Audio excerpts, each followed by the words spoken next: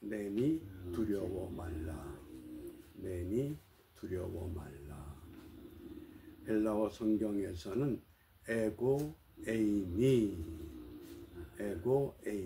이렇게 말씀합니다. 오늘 우리가 본문을 살펴보기 전에 이번 주 암송할 성구 히브리서 9장 27절 우리 다 함께 암송합니다. 한 번 죽는 것은 사람에게 정하신 것이요 그 후에는 심판이 있으리니. 죽음 후의 세상을 누가 알 수 있느냐? 이것은 오직 하나님의 말씀을 통해서 신앙으로만 우리가 납득할 수 있습니다. 그럼 어떻게 심판하시느냐? 심판이 양심과 법과 또 그 마지막 심판과 역사의 심판, 이런 심판이 있지만은 욥기 34장 11절 말씀에 사람의 일을 따라 보응하사 각각 그 행위대로 얻게 하시나니, 우리가 행한 대로, 한마디로 말하면 언행심사, 우리의 말과 행실과 마음과 생각, 이것이 마지막 심판대에 올라가게 될 것을 우리가 믿기 때문에 매 순간순간 우리가 이 언행심사를 주님의 뜻에 따라 우리가 실천할 수 있는 그런 믿음을 기도해야 합니다. 오늘 우리 묵상의 주제가 있는 요한복음 6장 20절 가라사대 내니 두려워 말라. 여기 내니 에고 에이미, 주님께서 이렇게 말씀하셨습니다. 이 에고 에임이라고 하는 것이 출애굽기 3장에 모세를 통해서 하나님은 어떤 하나님이시냐? 나는 스스로 있는 자, 한문자로 말하면 자존자, 스스로 있는 자다, 나다, 그런 뜻입니다. 우리가 어떤 두려움 가운데 있을 때 우리 주님께서 나다 그러면서 두려워 말라고 하십니다. 누가 말씀하시느냐? 우리 주님께서 에고 에임이라고 하는 것. 그래서 우리가 오늘 이 본문이 요한복음의 7가지 표적을 말씀하시는 중에 5번째 표적입니다. 물 위를 걸으셨던 예수님, 물 위를 걷기 전에 어떤 표적을 우리에게 말씀하셨습니까? 그 많은 무리들, 온종일 예수님을 쫓아다니다가 어두워질 무렵 황혼 때에 그 많은 사람들에게 먹을 것을 제공해야 하는데 빌립이 이 많은 사람들을 어떻게 먹입니까? 적어도 우리가 돈이 200데나리온이 있어야 되고, 돈이 있다 한들 이 빈들에서 그 많은 사람들을 먹일 수 있는 빵을 어떻게 구합니까? 그때 예수님께서 너희에게 무엇이 있느냐? 보리떡 5개, 물고기 2마리.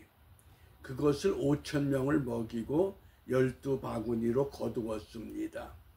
그 놀라운 표적을 보고서 야, 정말 그 선지자구나, 이런 감격이 분명히 그들의 마음속에 새겨져 있었습니다. 그런데 오늘 이 5번째 표적이 마태복음 14장, 마가복음 6장 동시에 소개되는 사건입니다. 먼저 마태복음의 사건을 보면 언제 일어난 사건이냐?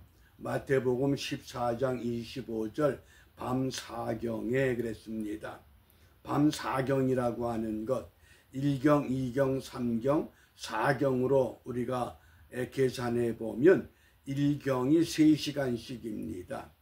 오후 6시부터 시작해서 4경은 새벽 3시부터 6시 이제 막 동트기 직전에 캄캄한 그 갈릴리 호수에 누군가가 걸어옵니다. 근데 밤 4경에 예수께서 바다 위로 걸어서 제자들에게 오십니다. 어두운 시간입니다. 우리가 인생을 살다 보면 우리에게 어두움이 닥쳐옵니다. 그 어두움이 다양한 방법으로 우리를 힘들게 할 수 있습니다. 어떤 때는 건강에 대한 어두움, 어떤 때는 물질에 대한 어려움, 어떤 때는 자녀에 대한 어려움. 가장 심각한 어려움이 영적인 어두움이 아닌가 합니다. 영적으로 아무것도 분간할 수 없는 캄캄한 밤. 그런데 마태복음 14장 30절에 보면 이 말씀을 잘 보셔요. 바람을 보고 그랬습니다. 바람이 보입니까? 바람은 느끼지만은 바람은 볼 수 없는 실체입니다. 바람이 부는 것을 어떻게 느끼느냐? 우리 피부에 바람이 닿기 때문에. 그런데 여기는 바람을 보고 그랬습니다. 바람에 빠져버린 겁니다. 어두운 밤이 우리에게 닥쳐왔을 때 그 어두움에 빠져버린 겁니다. 먼저 바람에 빠졌습니다. 그리고 무서워 빠져가는지라.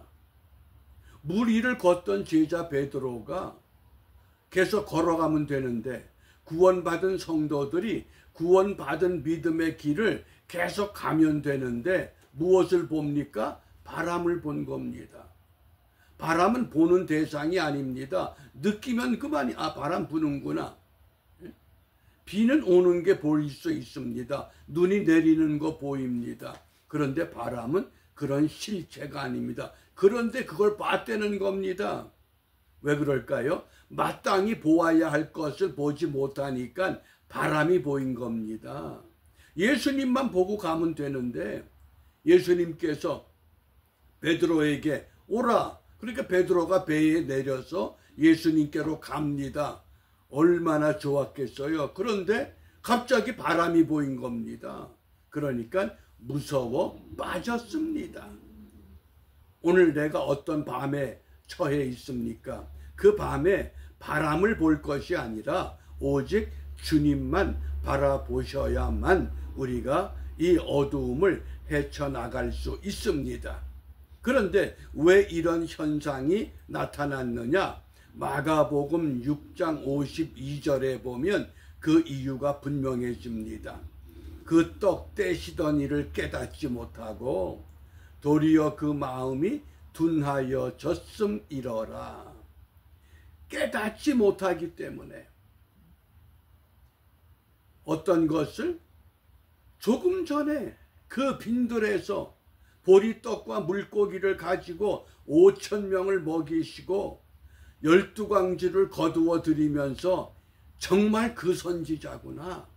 모두 감탄하고 놀랬습니다. 근데 그걸 순식간에 잊어버렸습니다. 이 두 가지 단어를 꼭 기억해 주시기 바랍니다. 망각이라고 하는 단어. 너무 잘 잊어버립니다. 너무 쉽게 잊어버립니다. 그 다음에 무지라고 하는 단어. 무지가 뭡니까?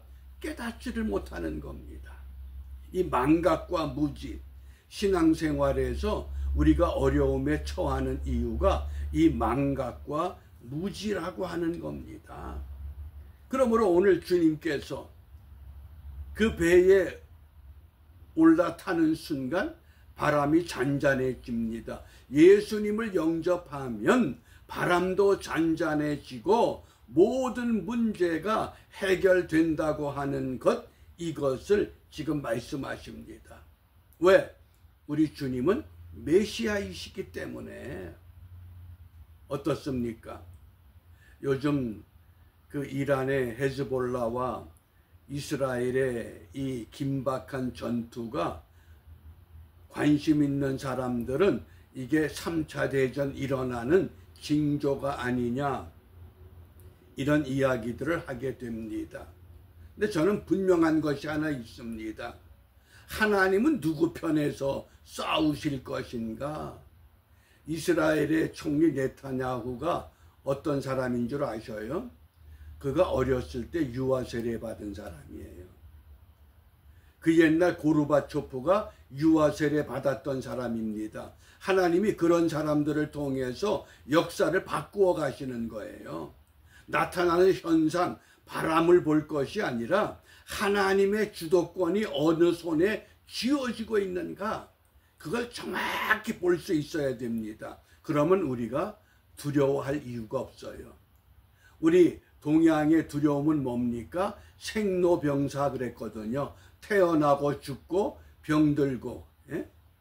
이게 생로병사예요. 태어나서 늙고 병들어 죽는데 이게 큰 두려움의 우리의 삶의 포커스인데 이거 다 우리가 걱정할 거 없어요. 왜? 내가 주님 손에 붙잡혔는가, 붙잡히지 못했는가. 철저하게 이 아침 시간에 내 모든 것 주님 손에 맡깁니다. 이런 믿음을 갖고 오늘 무엇을 기도하느냐? 시편 119편 125절입니다. 나는 주의 종이오니 깨닫게 하사. 나는 주의 종이오니 깨닫게 하사 주의 증거를 알게 하소서. 주의 증거, 나와 함께 하시는 증거, 전능하신 하나님이 되시는 증거. 그 바람이 몰아치다가 예수님이 배에 올라타는 순간 바람이 멈췄습니다. 성경은 이렇게 말씀합니다. 예수님을 영접하니 바람이 그쳤더라. 그러므로 우리가 이 아침에 깨닫는 영과 증거하는 은혜를 기도하시기 바랍니다. 어떻게? 눈을 열어 주의 말씀 보게 하시고, 귀를 열어 주의 음성 듣게 하시고, 온 몸과 마음으로 주만 따라가게 하옵소서.